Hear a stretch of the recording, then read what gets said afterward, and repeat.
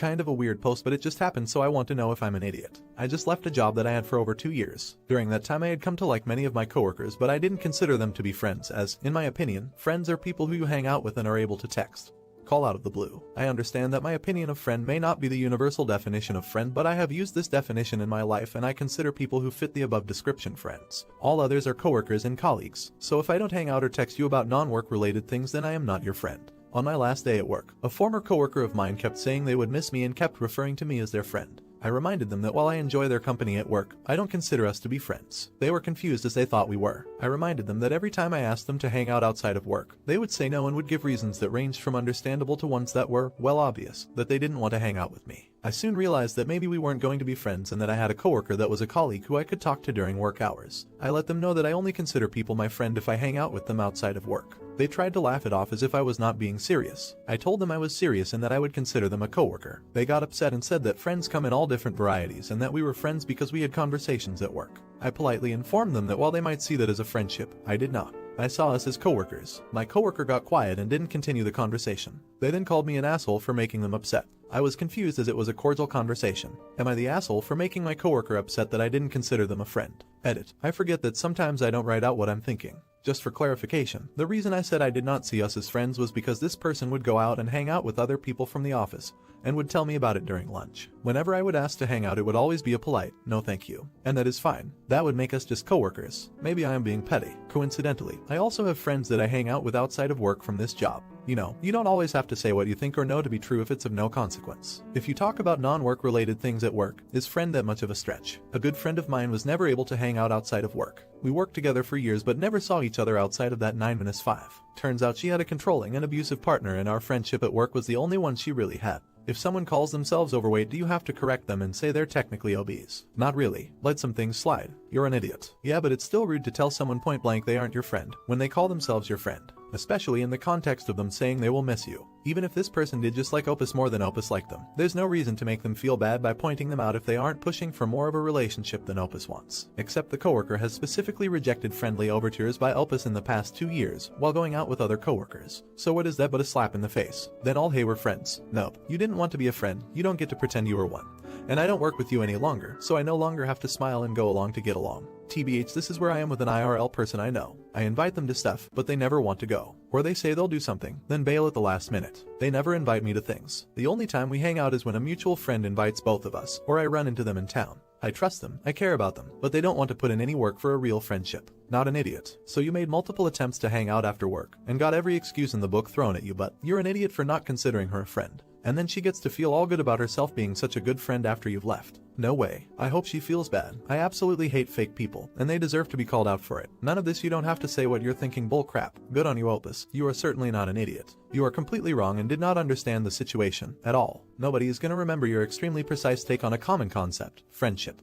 But they will remember how rude you were completely out of the blue. Your coworker is probably wondering what on earth they did wrong to make you so upset at them. Depressingly, the answer is nothing. You got so caught up in your own head you seem to have forgotten the other person, who was simply trying to let you know they appreciated you and would miss you. Now they think you hate them, but you just hate. Inconsistent definitions, I guess. Perhaps being directly told someone insignificant to you likes and appreciates you made you uncomfortable and you lashed out. It's a bad look and you would do well to learn to control that behavior if you want to be respected. Just smile and say thanks next time. I don't know where you got all this wild information from, but where did Opus say they consider the coworker insignificant? Opus did nothing wrong correcting them that they weren't friends. The coworker would hang out with others but refuse any chance to hang out with Opus when offered. Sure, you can claim people are capable of making friends at work, but some people aren't themselves at work, and so I understand feeling as though you aren't friends with someone despite being friendly. If someone who had refused any offer to develop a friendship started claiming to be my good friend, I'd correct them as well because it simply isn't true, and whether it leaves a bad impression or not, who cares? Not an idiot for not considering her not a friend, but you could have just smiled and let it go. No reason really to tell her off, so that was a bit of a dick move. Can't believe I had to scroll all the way down to find this judgment.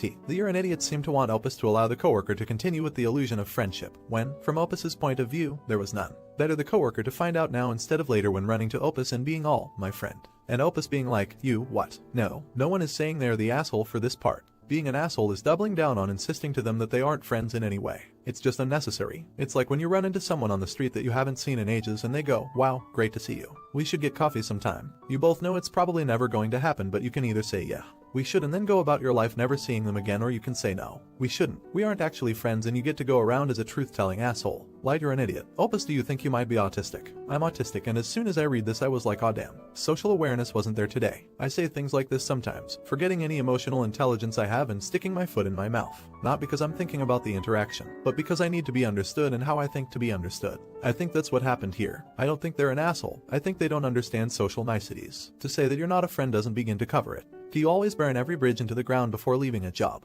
What was the purpose of saying such hurtful things to your colleague on your last day at the company? You're an idiot. Big idiot. What bridge? The coworker steadfastly refused to communicate or hang out with Opus outside work hours. They will likely never speak again. It sounds like the coworker used Opus as an office buddy but didn't actually like them and so refused to ever see them outside work. Does that sound like a friend to you? That would be like if my contacts from other countries that I see on video calls and joke with called me a friend. We are absolutely not friends, sure, but that coworker you hung out with during lunch could be the contact that gets you a great job 5 years from now, etc. That's the bridge. Not an idiot. They refuse to hang out with you outside of work. They chose to remain in the coworker-colleague category. I've found that people who try to establish a non-existent friendship when you're leaving a job are hoping to establish positive connections to further their own career, not actually have a friendship. I'm wondering if you repeatedly asked her to hang out as more than friends, and by declining she was saying she wasn't interested in that sort of relationship, but that didn't mean she didn't see him as a work friend. I got the vibe that he was being petty because she turned down his advances. Nice guy vibes in my opinion. As someone who has worked in government offices for a third of my time on this planet, I don't consider anyone I'm friendly with in the office a friend until we hang out outside of work. Friendliness is standard in all office interactions and doesn't hold much weight. It's a required part of my job to be friendly with everyone I interact with for fear of HR. I didn't see the genders of either party mentioned in this post, so I didn't presume a nice guy situation. But you could be right on that front. Now for the next story. Am I an idiot for not giving my 10-year-old daughter my coloring book after the dog peed on hers? I always buy me and my daughter matching coloring books. This coloring book is huge and has a big unicorn poster in it. Well, my daughter left her book and her colors on her bedroom floor and her dog peed on the book, then chewed up the colors. Now my daughter is mad at me because I won't give her my coloring book. I told my daughter to pick up her things, but she didn't. I told my daughter to bring the pup outside, but she didn't. She also didn't have a potty pad down for the puppy, so the puppy did what she thought was right. Pot is on the big coloring book instead of the floor. Pup also chewed up daughter's colors. Daughter also wants the big unicorn poster that was with my book, but I put it up in my 2-year-old sister's room. My 10-year-old daughter is really fuming about this. Husband says I'm being a dick by not giving her my coloring book. I told him that I'm simply trying to teach my daughter that she can't always get what she wants and she needs to learn more responsibility when it comes to her things. I'm just trying to raise kids that aren't entitled or bratty. I want both of my girls to learn that they can't always get what they want, especially if it belongs to someone else, because life just doesn't work that way. Husband still thinks I'm being a slight asshole and my daughter thinks I'm a huge idiot. I'm scratching my head on this one. I need some more information. Why is so much of the dog's responsibility left for your daughter? We share responsibility. She begged for a new pup for about a year and we finally got her one for her birthday. She has an older dog, a 5-year-old Yorkie, that she takes great care of. Together, I taught my daughter how to housebreak, leash, walk and other things. After much talking, we broke down and got her a pup. All responsibility doesn't fall solely on her. It's a family pet and the family all puts into care for it. The pup is asleep in daughter's room. Daughter didn't put a potty pad down before bed and didn't pick up her coloring book, so the pup thought the massive coloring book was her potty pad. I am a firm believer in natural consequences, so I don't think you're wrong to say no to replacing the book. Ultimately, she is old enough to know that she needs to place down the pad, and leaving items out around a puppy is asking for trouble. You mentioned in another comment that she knows all this stuff but was too lazy to do it. But I do want to touch on a few things. 1. Puppies have small bladders and naturally just go more often than adult dogs. If the pup is sleeping in your daughter's room, is it being brought outside frequently enough? 2. Make sure you're rewarding her responsibility as much as letting her experience the consequences of her laziness. Maybe agree to a mother-daughter day or other reward once you all survive the potty training period. 3. Double check she has put out the potty pad before bed. At the end of the day, she's only 10 and still needs oversight. 2 seconds of your time can save a huge headache. An already trained dog is a big difference from a puppy that's still being trained. If it's a family pet, then the responsibility doesn't just fall on your 10-year-old. You need to be held responsible too. I get up throughout the night and let the dogs out. If one needs to go, they all need to go. The older ones know to scratch at the door, but I have a Yorkie that slaps me in the face to wake me up so they can go out. We do reward her with mom, daughter and dad, daughter days. As far as her putting the pup pad down, she made a list of her bedtime routine that she does every night, and the first thing she put on her list was to put the pup pad down. I guess I do need to start double checking. I have a 12-year-old son who does take care of our 2 dogs for the most part. We still have to give reminders to let them out or make sure the food and water dishes are filled. Puppy pads are the worst thing to use to train your dog. If you have a yard, just bring the dog out to do its business. When my son was 10, we had bred our female dog and she had puppies, and he had them all completely potty trained before they were 8 weeks, because he kept bringing them outside and they learned to go to the door when they needed to go out. In all honesty, I would replace the colors in the coloring book, but explain to her that yes, it was partially her fault that the dog peed on her book, but the puppy is everyone's responsibility. But she needs to remember to pick her stuff up because pups like to chew, and if it happens again you will not replace what was messed up. Not an idiot. This is an appropriate natural consequence for her age. But since coloring together is a bonding activity, maybe give her a way to earn a new coloring book sooner through extra chores or something. I told her she'd have to save her money to get a new book. She cleaned her little sister's room yesterday and charged me $9. She's a hustler. YTA. Why is your 10-year-old responsible for a puppy? It's not her sole responsibility. It's a shared responsibility. But the thing she is responsible for doing, she didn't do because she just didn't want to. Okay, but if you have a puppy that pees in the house and tears things up, and you as an adult are not managing that behavior, do you see why this is beyond the scope of your 10-year-old's responsibilities? You have access to training, behavior, and management information that your daughter doesn't. Accidents happen and stuff gets ruined, but the puppy is learning not to pee in the house. You wouldn't leave a 10-year-old responsible for teaching a younger child potty training. Not an idiot. Your husband should support you on this. Maybe he's an idiot. It's not like you're flaunting it in front of the 10-year-old. And I'm sure at some point, after she's learned her lesson, you'll get her another one. But you are right to try and teach her there are lessons and to be accountable for her actions. YTA. It doesn't sound like parenting. It sounds like a conflict between two 10-year-olds, and your comments only make it worse. You are very set on making your daughter, who is a kid, suffer just to prove your point instead of showing her empathy. Don't get where all these NTA are coming from. I did show empathy and sympathy. I'm not cold-hearted. I know she was sad that her book was ruined.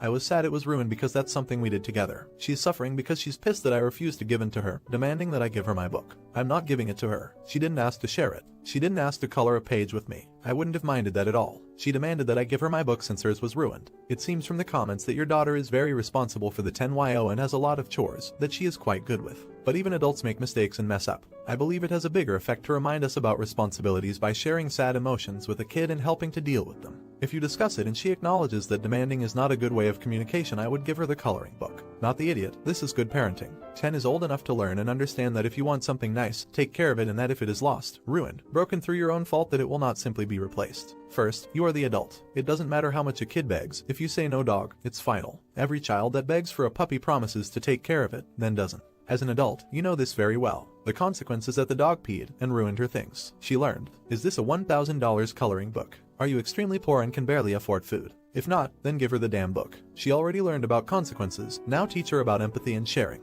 Right now you are teaching her about being nasty, inflexible, and selfish to others. Bravo. If you were my mother, and for reference I am in my 60s, I would lose all respect for you for being supremely childish, petulant, and mean over some dumb coloring book. Good job ruining coloring, the dog, and your relationship with her. This is Reddit that hates children with the heat of 10,000 suns and tells couples to split over the smallest peccadillo, so I'll be downvoted to hell. But remember this 10 and 20 years down the road. You are a ridiculous person. Now go back to coloring unicorns and enjoy your loneliness. She did learn